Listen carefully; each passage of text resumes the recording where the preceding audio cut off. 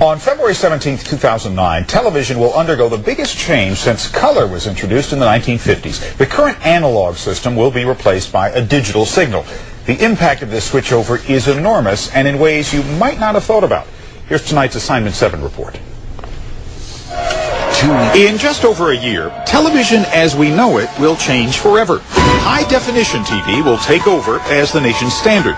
Change has created a buying frenzy for new HD TVs. But what's going to happen to all of those old sets? We're getting ready for it. We understand that, as we convert over into the digital, that we'll have an influx of television sets coming to us. John Myers is with the California Integrated Waste Management Board. The agency is responsible for making sure all those old TVs don't end up in the dump. The numbers are really incredible. The Census Bureau estimates there are 268 million televisions in the United States. That's 2.5 TVs for every household. And if only a fraction of those get tossed away, hundreds of thousands of them could end up in landfills. The environmental consequences could be catastrophic. Television sets contain hazardous waste, including lead and mercury. Fortunately, California is leading the nation on electronic waste recycling. In 2005, California became the first state to mandate all electronic waste must be recycled. A $6 to $10 fee on all new televisions pays for that program. And it's working. Last year, the state's e-recycle program collected 129 million pounds of electronic waste. That's double the amount collected the year before. And this year, we're looking at increasing that even more. Nationally, states are getting little guidance. Neither the Federal Communications Commission, which mandated the digital television switch, nor the Environmental Protection Agency has outlined what should be done with all those televisions.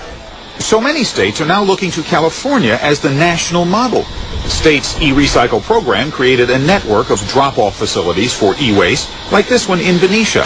You can drop off everything from old keyboards to televisions here, free of charge. That waste is then picked up and dismantled by facilities like electronic recyclers in Fresno.